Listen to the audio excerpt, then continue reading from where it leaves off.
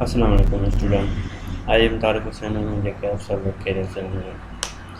हम अमोनिया को डिस्कस कर रहे थे। प्रीवियस लेक्चर में हमने ये डिस्कस किया था कि अमोनिया अगर लीक हो जाती है तो हमें क्या करना है, हमें कौन से प्रिकॉशंस लेने हैं अमोनिया के, और हमें कैसे पता चले। आज हम first aid for ammonia exposure, मतलब कि जब अमोनिया जो है वो लीक हो रही है, कहीं पे एक्सपोज हो रही है, तो हमें फ़र्स्ट एड कौन सा लेना है। फ़र्स्ट एड का मतलब होता है कि हमें तुरंत, ठीक है, उस वक्त फ़ौरन हमें कौन सा ट्रीटमेंट लेना है। अगर कहीं पे अमोनिया किसी को नुकसान पहुंचा देता है तो हमें क्या करना होता है। ठीक है, ये चीज़ें हमें पता होनी चाहिए, क्योंकि कहीं पे भी इमरजेंसी हो सकती है, कहीं पे भी कोई भी मसला हो सकता है, तो हमें उस चीज़ का पता होना चाहिए उस वक्त। ठीक है, तो अगर कहीं पे अमोनिया लीकेज हो रही है, प्लांट के अंदर कोई वर्कर काम कर रहे होते हैं, ठीक है, अमोनिया लीक हो गई, अगर उसकी आंखों में चली जाती है, क्योंकि सबसे पहले या तो आंखों में जाती, या तो कहाँ पे जाएगी, रेस्पिरेटरी सिस्टम जो हमारा होता है वहाँ पे इंटर होगी। ठीक है, जो ओपन चीज़ें हैं। अगर आपका मास्क नहीं लगा हुआ तो आपके मुंह में और आपके जो है नाक में जा सकती है। ठीक है, और दूसरा है आँखों में जा सकती है। ये तीन चीज़ें हमें बचा के रखनी होती हैं। अगर चली जाती है तो हमें क्या करना होता है।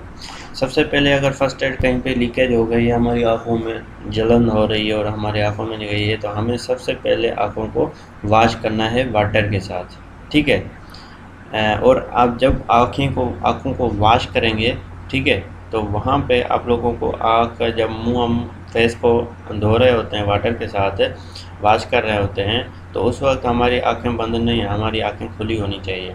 ठीक है, जब उसको हम पानी लगाएंगे तो आँखें ओपन होनी चाहिए, वो क्लोज़ नहीं करनी, क्योंकि आँखों के अंदर जा चुका होता है, तो उसके अंदर जब तक वाटर नहीं जाएगा, वाटर अब करने का, वाटर से क्यों, किसी और चीज़ से क्यों नहीं, क्योंकि जब अमोनिया हमारी आँख में होती है तो उसके अंदर अगर वाटर ऐड करेंगे तो उसकी कंसंट्रेशन बिल्कुल कम हो जाएगी, बिल्कुल थोड़ी सी हो जाएगी। तो कंसंट्रेशन जब इसकी कम हो जाएगी तो ये हमें नुकसान नहीं पहुंचा सकता। ठीक है, क्योंकि वाटर है, वाटर तो नुकसान नहीं पहुंचा, फिर उसका जो इफेक्ट होगा अमोनिया का वो ख़त्म हो जाएगा, इसीलिए हम वाटर यूज़ करते हैं। उसके बाद आइस को हम वॉश कर सकते हैं अलम के साथ। 0.5 to 1% अलम हम वाटर के अंदर ऐड करके इसके साथ भी इसको वॉश कर सकते हैं।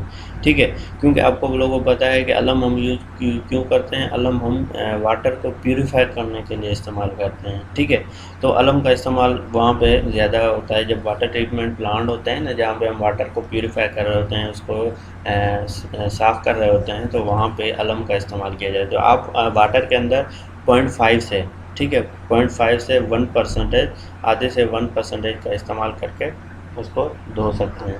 ठीक है, तो आप अलम के साथ भी इसको 0.5 से लेकर 1% तक वाटर के अंदर ऐड करके फिर आप उसको वॉश कर सकते हैं।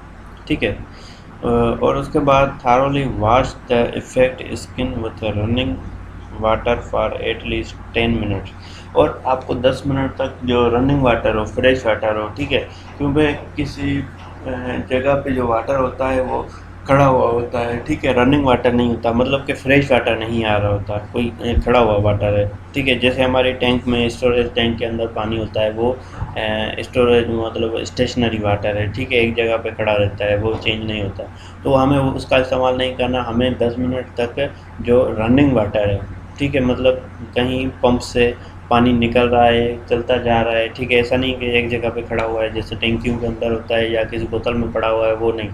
फ्रेश वाटर में, इसका कहने का मतलब है फ्रेश वाटर को, रनिंग वाटर मतलब फ्रेश वाटर से 10 मिनट तक इसको हमें वॉश करना है।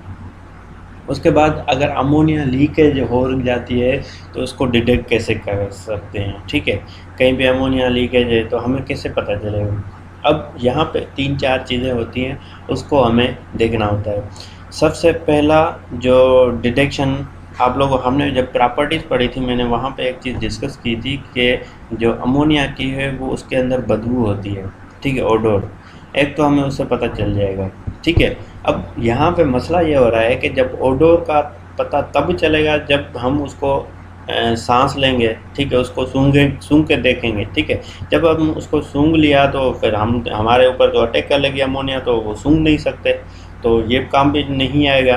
ठीक है, क्योंकि हमें हमें जो है ना इसका सेफ्टी प्रिकॉशन है, जब अमोनिया के प्लांट के अंदर काम कर रहे हैं तो हमें रेस्पिरेटरी प्रोटेक्शन पहनना है हमें, ठीक है, मास्क पहनना होता है। जब हमें मास्क पहनना होगा तो हमें इसकी ओडोर तो आएगी नहीं, ठीक है, तो ये काम भी नहीं चलेगा। उसके बाद हम क्या कर लें, इसीलिए हम जो है दूसरे दो मेथड्स होते हैं। दो कौन से मेथड होते हैं, एक तो होता है बाय हाइड्रोक्लोरिक एसिड और सल्फर स्टिक, ठीक है।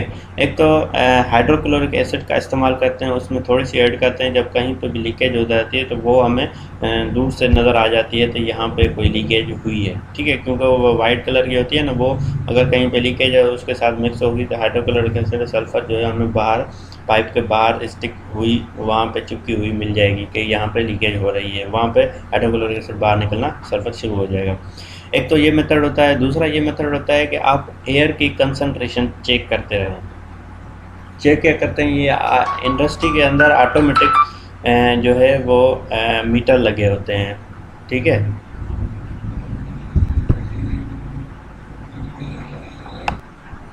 तो इसलिए हम क्या कर सकते हैं कि हम जो है सेंसर का इस्तेमाल कर सकते हैं, ठीक है। सेंसर क्या करते हैं, तो ऑटोमेटिक सेंसर लगे होते हैं, वो हमारे बाहर ओपन एरियाज़ में लगे होते हैं। अगर वहाँ पे वो क्या करते हैं, एयर की कंसंट्रेशन चेक कर रहे होते हैं कि एयर के अंदर कोई अमोनिया जैसी गैस तो दाखिल नहीं हुई है। अगर वो दाखिल होगी, ठीक है, अगर वो दाखिल होगी तो क्या हो जाएगा कि वो जो मीटर है वो डिटेक्ट करके हमें बता देगा कि अमोनिया लीकेज हो रही है। फिर उस सेंसर से, उस डिटेक्टर से जो कनेक्शन होगा वो सीधा अलार्म से किया गया होगा, ठीक है। जैसे ही उसको डिटेक्टर को सिग्नल मिलेंगे कि एयर के अंदर जो है कोई दूसरी गैस अमोनिया जैसी या उसके प्रॉपर्टी जैसी कोई गैस दूसरी इन्वॉल्व हो चुकी है, एयर के अंदर मिक्स हो चुकी है, तो वो क्या करेगा, वो फ़ौरन ही अलार्म को सिग्नल भेज देगा और वहाँ पे वो अलार्म बजना शुरू हो जाएगा, जिससे हमें पता चल जाता है कि ये जो अलार्म बज रहा है इसका मतलब है कि एयर के अंदर अमोनिया लीकेज हुई है, ठीक है। ये बहुत ज़्यादा प्रोसेस वहाँ पे ऑटोमेटिक इंडस्ट्रीज़ के अंदर बहुत ज़्यादा इस्तेमाल किया जाता है, ठीक है। और दूसरा जो हमने पढ़ा था कि हाइड्रोक्लोरिक एसिड और सल्फ्यूरिक एसिड जो है, ये हम जो है मतलब जो छोटे प्लांट होते हैं स्मॉल लेवल पे, वहाँ पे इसका इस्तेमाल हम करते हैं, ठीक है। तो इंशाल्लाह ये आपको समझ में आ गया कि अमोनिया को हम कैसे डिटेक्ट करते हैं, ठीक है।